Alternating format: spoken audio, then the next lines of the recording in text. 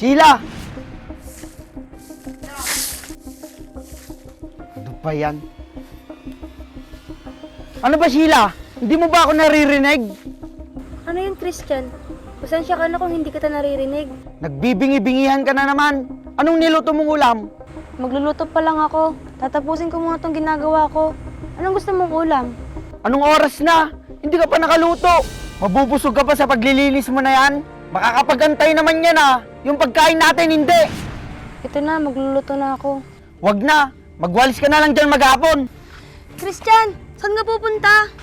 Wala kang pakialam.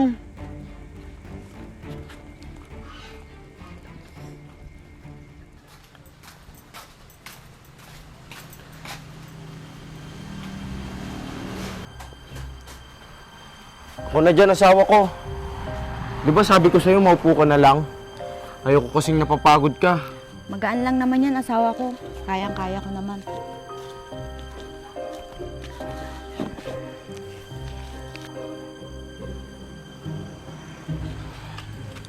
Kahit na asawa ko, magpahinga na lang kayo ni baby. Ako na bahala sa mga gawaing bahay. Ang swerte ko talaga sa asawa ko. Tama na yan, pre. Baka masobran nyo sa lambing, langgaming kayo dyan. Oh, nandyan ka pala pare. Anong sadya mo dito? Wala, pre. Nakakainis kasi si Sheila. Tanghali na, hindi pa nakaluto.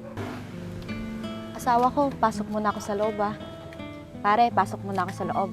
Sige asawa ko, dahan-dahan ha.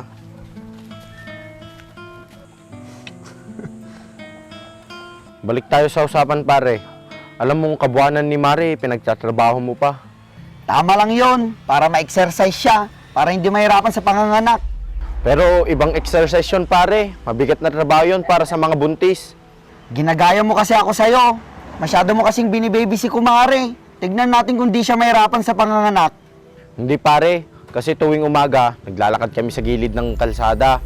Tapos sa hapon, nagyo-yoga siya. Ginagawa mo lang tamad yung asawa mo, pare.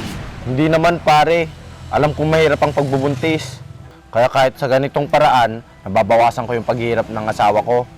Lalo ka na pare, di ba maselan yung pagbubuntis ni Sheila? Kaya dapat doble ingat ka sa kanya. Oo naman, pare. Alagang-alaga ko din yung asawa ko. May ba ako pare? Kailan pala yung due date ni Kumare? Sa 29, pare. Nako, malapit na pala. Yung asawa ko naman sa 25. Pero sabi ng doktor, balik daw kami bukas para sa huling check-up ni Sheila. Parehas pala tayo. Kung gusto nyo, sumabay na lang kayo sa amin bukas. Hindi na, pare. Nakakahiya naman. Parang iba naman kayo sa amin pare. Sige, pare. Punta na lang kami dito bukas ni Sheila. Hindi na pare. Daanan na lang namin kayo bukas sa bahay nyo. Sige, pare. Mauna na ako para masabihan ko din si Sheila. Sige pare. Sige, pare. Salamat.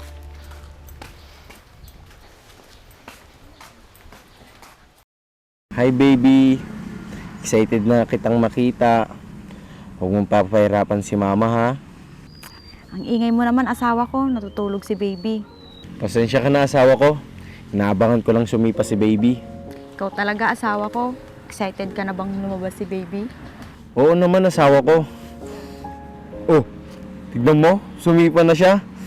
Oo nga, mukhang excited na lumabas yung anak natin. Sana lumaki siyang katulad mo. Mapagmahal at malalahanin. At sana, lumaki din siyang katulad mo. Maalaga, maasikaso, at responsableng asawa kagaya mo.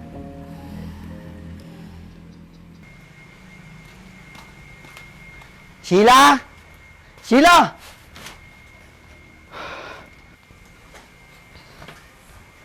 Oh, Christian. Nakauwi ka na pala. Nakaluto ka na ba ng pagkain? Huwag mo sabing hindi pa. Kanina pa ako kila paring Ray. Nakaluto na ako. Kumain ka na lang. Papahinga muna ako. Kanina pa kasi sumasakit yung tiyan ko.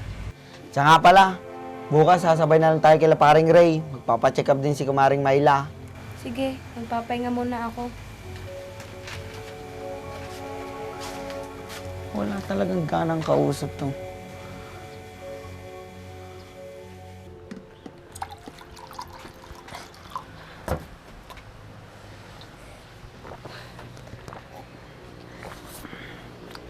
Christian!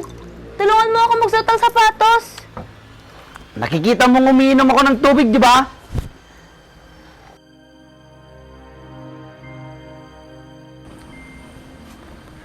Tsaka hindi ka na bata. Bakit ka pa magpapatulong magpasot ng sapatos? Nagawa mo bang magtampo? Ngayon paparating na sila paring Ray. Nang dahil dyan sa hormones mo, kaya kailangan mo na talagang manganak para maging komportable ka na. Ano? Komportable? Seryoso ka ba? Bakit? Mali ba yung sinabi ko? Sa tingin mo ba, madali lang ang mga anak? Hindi. Magpupuyat sa pagpapadede, tapos sa papalit ng diaper. Tapos ano, magiging komportable na ba yung buhay ko kapag nanganak na ako? Ang sa tingin mo sa panganganak? Joke lang? Hindi naman sa ganun, Sheila. Pagod na nga lang ako sa mga gawaing bahay, tapos hindi mo pa ako matulungan sa simpleng bagay. Gusto ko din magpahinga. Oo na. Sorry na, huwag ka na magtampo. Hindi mo nga alam ang pinagdadaanan ko. Mga binti at kamay ko, namamanhid na, kakalaba. Kaya hindi ko maisuot-suot ang sapatos na to. Kaya sorry nga, di ba? Oh, isusut ko na. Wag na! Umalis ka na! Ayaw kitang makita! Pero may appointment ba tayo, di ba? Ikaw na lang magpa-check up! Umalis ka na! Ano bang problema mo? Ayoko makita yung mukha mo! Umalis ka na! Kung yan yung gusto mo, edi sige.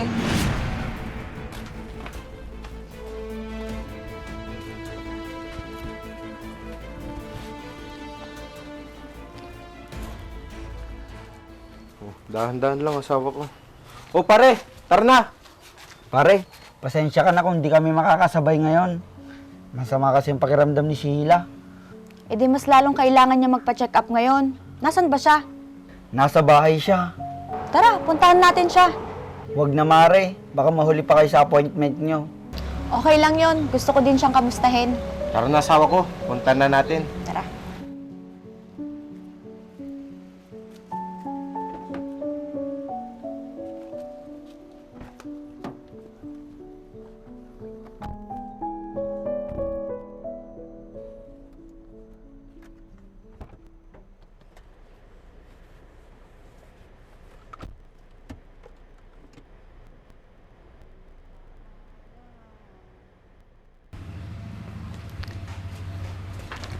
O Sheila, bakit ganyan ang itsura mo?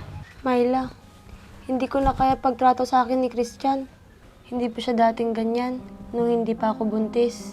Buti ka pa, hindi nagbago yung pagtrato sa'yo ni Ray. Huwag kang magsalita ng ganyan. Hayaan mo, pagsasabihan namin si Christian. Wag na, Myla. Mas gugustuhin ko na magbago siya dahil ginusto niya. Hindi dahil lang sa pinagsabihan niyo lang siya. Para matauhan na siya, Sheila. Kung mahal niya kami na magiging anak namin, hindi niya ako tatratuhin na parang katulong.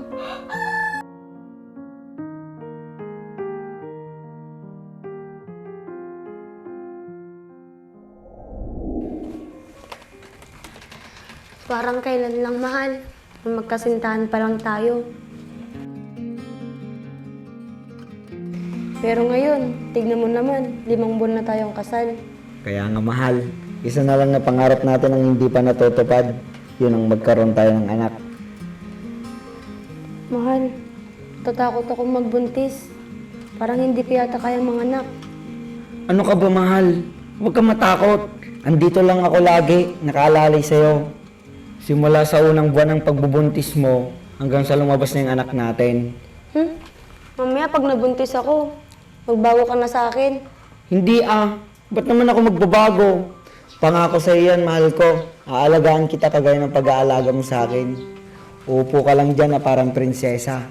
Dahil ayaw kitang nakikitang napapagod. Ikaw talaga, ang hilig mo talaga mambola. Hindi. Ito yun.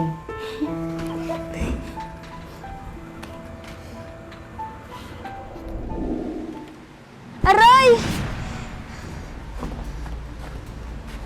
Mahal! Ano nangyayari sa'yo? May masakit ba? Makanganak ka na ba? Teka nga, huwag ka ngang OA. Sumipa lang ng malakas si baby. Kala ko manganganak ka na. Ikaw, baby, pinag-alala mo si Papa. Mahal, patawarin mo na ako. Pangako, ibabalik ko na yung dating ako. Basta bigyan mo lang ako ng isa pang pagkakataon. Alam ko, masyado kang nahihirapan sa pagbubuntis mo dahil sa pagiging makasarili ko. Hayaan mo, babawi ako sa inyo ni baby.